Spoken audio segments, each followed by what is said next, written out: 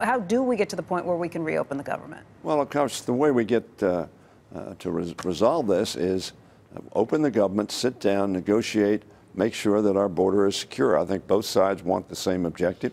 We're talking about means. Now, when you're talking about objectives and people have different objectives, that's a very difficult negotiation. But when you're talking about an agreed objective of keeping the border secure, stopping drugs from coming across, stopping criminals from coming across the border, there's agreement on that, notwithstanding what the president says. And the question is, how's the best way to do it? And obviously, many experts don't believe a wall or fence or some sort of barrier works best, but that technology works best and personnel work best. But in any event, our position is we've got to stop using the shutting down of the people's government as a strategy to attain our objectives. And when I say that, we've really had three of these. One was under Gingrich, and he disagreed with the president's wanting to keep education spending pretty high.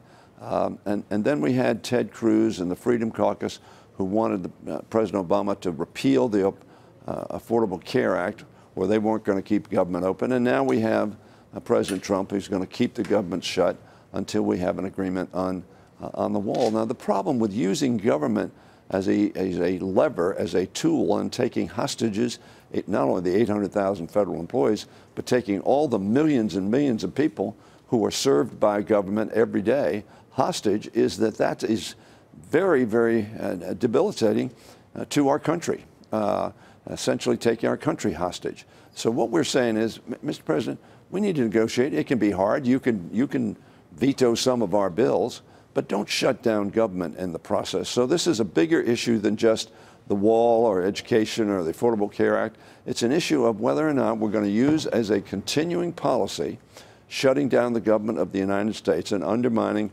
the confidence of our employees, the confidence of people who deal with the government, and the confidence, very, very frankly, of the international community, looking to see whether the United States of America can act in a rational, responsible way. Leader Hoyer, when the president offered supposedly $2.5 billion, which is a tenth of what many Democrats have agreed to many different times, if you were to do that, come together, offer $2.5 billion, it's a bone, if you will, just to get this done, you could open the government. Nancy Pelosi and Chuck Schumer can open the government anytime they want by just coming together with just the slightest bit of negotiation, which Joe, makes me think that Joe? they don't care about people that makes me think they don't care about people not getting paychecks either. They just care about making a political point and denying Trump anything in terms of, why is that wrong, though? I don't get it. What happens next time when the president says, do as I want to say, and if you don't, I'll shut down the government, or the next time after that, or the next time after that? This is a policy that is an immoral,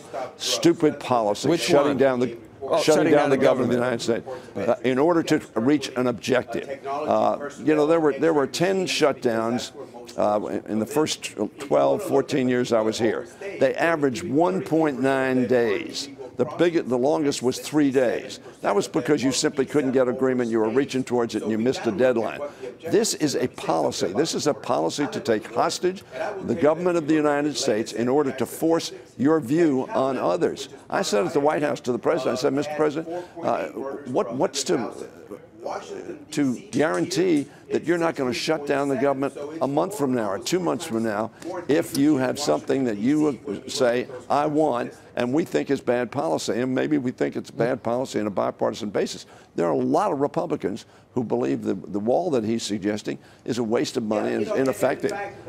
So really what is at issue here, is this a proper policy to pursue in government of shutting down the people's government? I think it is not. I think it's a very important issue, much bigger than any of the underlying issues that people claim it's causing. But don't say we're shutting it down. We have sent you could reopen it. You could get it reopened if we really cared that much about. Sure, if we did what the president wants to do, we disagree with it. But that's what everybody wanted to do so many times in the past. That some type of border security, whether you get more judges, whether you fix fences that are down, or whatever, however you want to structure it. You know you could negotiate, but there's no negotiations going on whatsoever. And that's what the American people are seeing. And he walked out. The president of the United States walked out, slammed his... When she said absolutely not to anything, no, supposedly. absolutely not.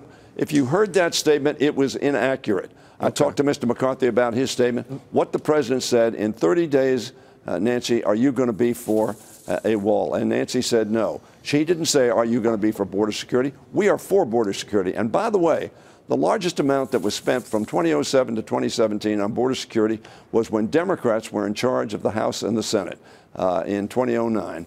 So that don't tell me, the president's not going to tell me I'm not for border security. I don't think people will be coming into the United States who are not authorized to come into the United States. But the president is misstating the facts, certainly. Most of the dire things he talks about are people who come through our checkpoints, our ports of entry.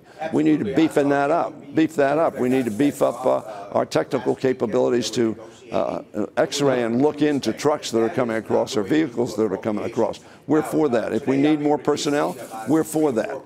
The problem is the president made a political promise. It was a stupid political promise. It was a dishonest political promise. He said the Mexicans were going to pay for a wall. Nobody should have believed that. It wasn't going to happen. The Mexican president said, we're not going to pay for the wall. And here we are over his political promise. That's what this is about. It's not about border security. It's about his political promise. Well, presidents are supposed to follow through with campaign promises. I mean, 62 million people voted for him based on some of that. And I just wonder if the middle of the country feels differently about some of this, Steny. I mean, I really do. I'm not sure who's winning this PR battle at this point. I'm not sure who's winning either. But we've had 3 long shutdowns. All have been. I agree with that. All have been. That's not the way to do it. Initiated by Republicans over education funding under Gingrich, it takes 2 to tango, under the Affordable Care Act, under Ted Cruz and the Freedom Caucus, and now under the wall under Trump. We have passed bills to open up the government. We passed short-term bills. So we could negotiate. Leader Hoyer, just a quick final question. You said the shutdown and that tactic is immoral. Do you think any form of wall barrier fence is immoral? I'm not into the morality of the wall. You call the tactics immoral. I understand. A wall is immoral if you're trapping and locking people in. A wall is not immoral if you're building it to protect yourself. So I don't get into that argument. It's not a question of morality. It's a question of whether. Well, you applied the morality argument to the tactics, so it's a fair question. Well, maybe a fair question, but I don't get into the wall. For me, is not a moral issue. The wall for me is a practical issue. Is it effective? Will it work? Is it the best way we can do to secure the border? And most of the experts I've talked to, including people on the border, don't think it is.